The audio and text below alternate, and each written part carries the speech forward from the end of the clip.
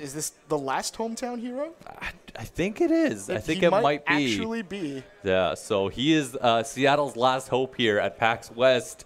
He's going to be playing Necalli versus Monstakakarot's Laura, I believe, and it's going to be a match of raw aggression. We'll see. Yeah. You know, Fawwaz has a very, very aggressive style. He kind of, you know, we found some twitches in him that was very much like a Sea Viper player that's still within his soul. Yeah, but let's see if he can actually find some of the openings that he couldn't find against Ice's Guile. Yes. So, of course, Laura will try and force her way in a little bit more, so there might be a little more openings there for Fawwaz to exploit. We'll see what happens. Back to Dougish, back to Gutex. Take it away, guys. Thank you, guys. We're about to get back into this match. This is the last match of top 16, possibly the last chance for the hometown hero. Yeah, we'll see what he can do. I think the last Seattle player left in the bracket. Yeah, I think so. I mean, all right, come on. This is PAX. Who's here from Seattle? Seriously, I know I'm not here, but who's here? Let's hear. Let's make some noise for Seattle. Come on. Let's go. Monstakakarot versus Fawwaz. Fawwaz back in the Street Fighter action. Not really into it at the beginning of this game, but he's here with Necalli now. Laura versus Necalli, not an uncommon matchup in Seattle by any stretch. We'll see how much he's paying attention. Back and forth. Fawwaz definitely on the back foot from the start here. And you can see how much V trigger he has built up already, though. Yes, that is super important for Necalli because once he activates V-Trigger, he is in that mode, Super Saiyan crazy troll mode for the duration of the round. Yeah, once it's on, it is on. There it is. Unlike every other character in this game. Oh, and he finds the hit. Here we go. Laura gonna have to stay patient here. Weather the storm, gets caught. Huge neutral jump, and that's gonna be a wrap. Yes, just nice, like that. Nice bait right there. You can see all the damage on Fawwaz's side. Basically Basically done at the start of that round, but able to bring it back in full. Round 2. Bringing it back full for Seattle. Just about the same amount of meter, almost 2 bars on each side. Early start for Necalli. Forward throw. Wow, this looks very familiar. Forces out the early V reversal. Smart. One thing to note is like some characters have that 3 bar to charge up their V trigger, some have 2. So Laura able to use the V reversal and already has her V trigger. A strength of the character. But the downside is she took quite a beating. Yeah, she really did. Uh-oh, but it's party time. Anytime. Okay, yes. Yeah, it's party time. Here we go. Laura with the mix-ups. Finds the overhead. Not even on a crouching Necalli, though. That was a standing hit. Oh, my gosh. Are we going to see a tricky reset in the corner? Nope. Okay. Oh, my God. This looks... What? Wait, what? Fawwaz says... Oh, my God. Oh, give it up for Seattle. Seattle. Rude. Yes. A very risky move by Fawwaz, but that establishes that he may be crazy. Yeah, it's like what we saw with the flash kicks earlier, right? Yes. He's just crazier. Yes. It's like he shoved all in and then he like threw his car keys on there and like his house deed. Yeah, we're paying for pink. Yeah, put all the money. We're paying for pink slips now. They're going crazy on that. That was crazy. But you know what? Maybe you don't do that in 2 out of 3. No, maybe you would. 3 out of 5 first game? 3 out of 5? Hey, you got 3 rounds to collect data if you do your homework properly. And now Monstakakarot has got to really be thinking about, is this man insane? Is he willing to risk 20,000 Geico bucks on on a mashed out super? Oh my God! And the punish. He may be insane, but he's paying attention. Nice block on that overhead. Oh my God! Again, just barely whipping those cross-ups. Yeah, Laura, I don't know. Monstakakarot looks a little... Yeah, we're not seeing anti-airs or anything right now. That was just 2 jump-ins in a row. He looks a little shaken. Okay, never mind. Oh, this should be good. That's going to close it out. Laura damage. As much as Necalli does, maybe in like large single bursts, or actually kind of just in general, Laura's still also up there in terms of damage output in this game. That burst damage. And plus, she's so fast, you're not going to be able to react to anything. You just have to commit. This game is about commitment. And Street Fighter is about respect and disrespect. and a mashed out super like that is definitely a sign of disrespect. Ooh, that counter poke. Oh, watch out. What? Just opts to try to kick lightning. Ill-advised. Oh, there we go. Another sign of disrespect. Fawwaz says, hey, I don't care. Yeah, shut down that pressure. Who cares? Who needs it? I'm in it for the fight. I'm in it to be the best. I'm in it. Went for the command throw there. I'm in it for mental damage. Yeah, I'm trying emotional to crush scarring. You. I want you to, Laura. I want you to talk about this to your therapist on Monday. Big stomp mid-screen. Anyone's match at this point. V-trigger for both. Laura's running out. Necalli's not so much, of course. Oh, finds the stomp. Finally, we saw so much patience on those, but finally gets the hit. Looking for a second game here. And Necalli able to do it while retaining almost 3 bars. So maybe another crazy super. Yes, and because of his game plan of using the V skill, the ground pound, to build up his V trigger, now look, he's almost got 3 bars. About to activate Super Saiyan mode. Uh-oh, back in the corner. Nope. Nice anti-air. Look at that conversion off of that gray life from the V reversal. And there's the command throw. Another? No, finds the crush counter. Doesn't confirm off of it. Able to close it out anyways. Kakarot on the board. Oh man, and look at Fawwaz, Seattle's last hope. Died with full V trigger, full super. Gosh, how did this happen? I don't know. I feel like there was a little bit of a tell there. There was some pressure just before that last sequence where you could see him air reset like twice because he's just holding up against Laura. And then after that, Laura's like, okay, you're probably not going to do that after that happened, right? Yeah. And he finds the command throw, closes it out. He's proven his point. 1 game apiece here. Remember, these guys are playing first to 3. We'll see if the disrespect continues or if they start to respect each other's positions on the issues. Just backs up. You think he's just going to avoid it, and then he decides to kick it anyways. Don't kick lightning, kids. Wow, look at this control right now. Kakarot looking so good. And another command throw, and now he's really getting started here. So much momentum from the last game into this one. Mental Decisive damage. First round. He was still thinking about that last game. Uh-oh.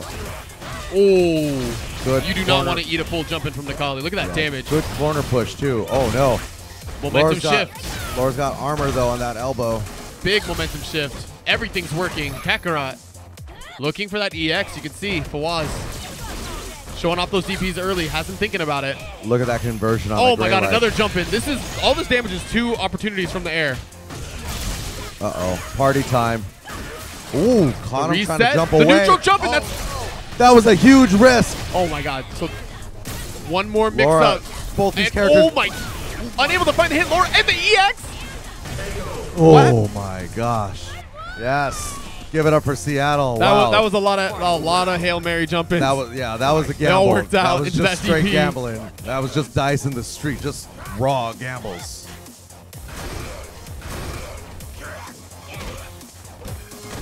One round apiece, trying to get that decisive second game in a first to 3. Now, Necalli's stuck in the corner, but baits the jumping. We see Fawwaz pretty on point with his DP anti-airs in this bracket. Looking for those fireball attempts. Nice elbow. There's the anti-air we've been needing. Kakarot getting started now. Ooh. Oh, that's so hard to you can't react to that. But now Necalli got a lot of resources to work with. Oh, I thought he was going to get a cross-up hit or something, but nothing happened. He's got to do something. This could be it. 1 hit is going to do it. Here's the activation. Activate. Working towards the super. Doesn't quite have it. Finds the hit. Not enough to build it. V reversals from Laura. Get off of me. Oh, and there's the hit. And we've seen this time and time again in even just the few games we've seen of Fawwaz. Getting blown up by these jump-ins for trying the seismos. So many ground pounds getting scouted out. Yes. Fawwaz has to... I mean, it's such a risk to do it. You know, like especially like in that instance where 1 hit will end the round. Now, gosh, he's got a mountain, not a mountain to climb, but he's in a bad situation. He's definitely he has to play safer. Those seismos, those ground pounds are super risky, and he got a lot of mileage out of it early, but this is a long set. Oh, here we go. Laura. Oh, and this time finally the other side, but what? When your throw breaks turn into throws. Feels good, man. It does feel good. Super satisfying. There we go. There we go. Barking finally, finally the V reversal. No, went a little too hard, but look at that conversion. What is this right now? Why? It's a scramble. Why? It's getting a little bit crazy. Why? Oh, and no neutral jump. We've seen so many, but this time jumping back. Okay, resetting the situation. Both players. What? He was one hit for Laura. Monstakakarot trying to get to match point here. Look at the pressure. Finds him low. Yet another round, dying with all the resources. Too gun shy to use any of that V reversals. He wants to party hard or not at all.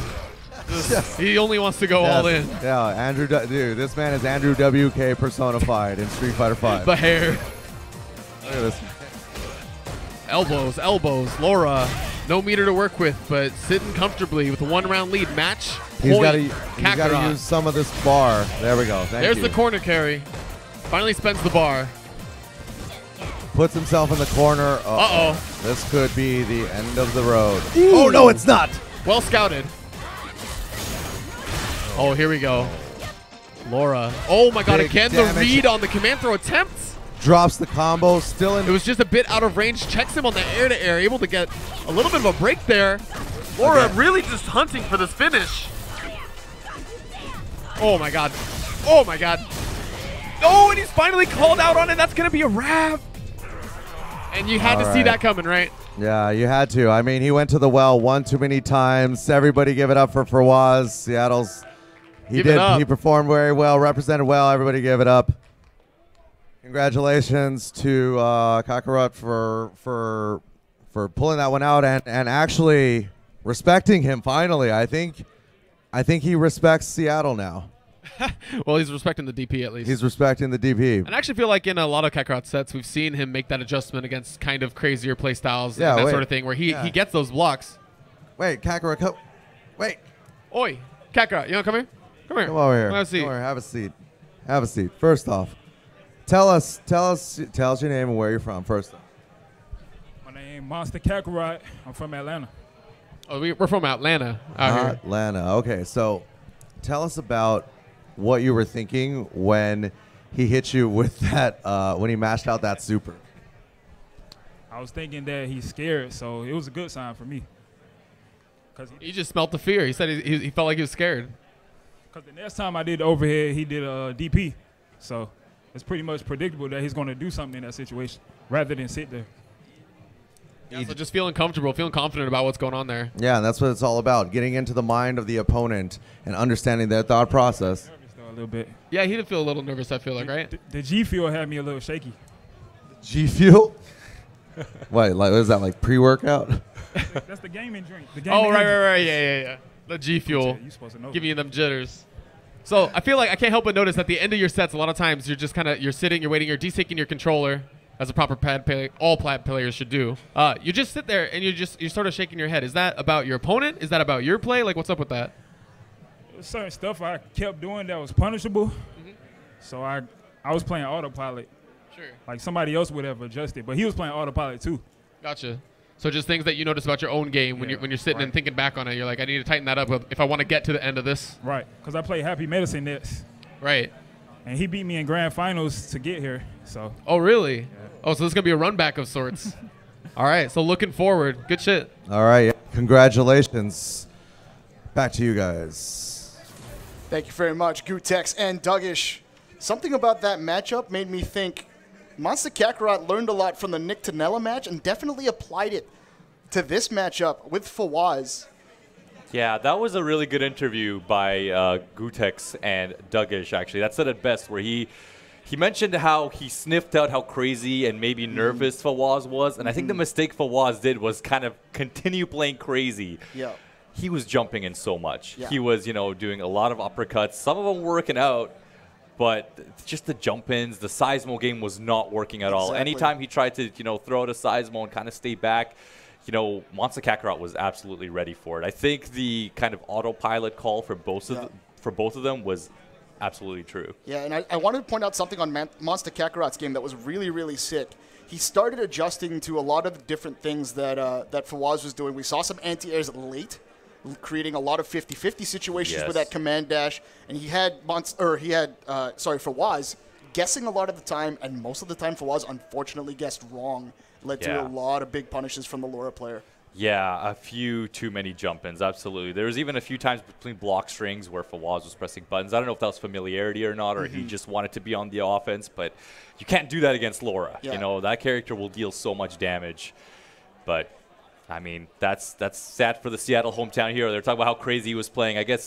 I mean, if you spend enough time with Nightmare and training in Seattle with Nightmare, I guess you're going to be a crazy player. Exactly. So maybe that's what happened there. But if you guys want to chat to us, use that hashtag Geico SFV. Yeah. Let us know what you guys think of, Yeah, Gutex on down Maturino there. and PAX, shouting it out to both Baruti and myself. Thank you guys for checking it out and watching the show. Appreciate all of you who are watching here at home, twitch.tv/Geico Gaming. Yeah, so remember, that was the end of Top 16. We have the Top 8 coming up next for $20,000 for the E-League Amateur Series presented by Geico. We're going to take a short break, and we'll be right back in just a bit.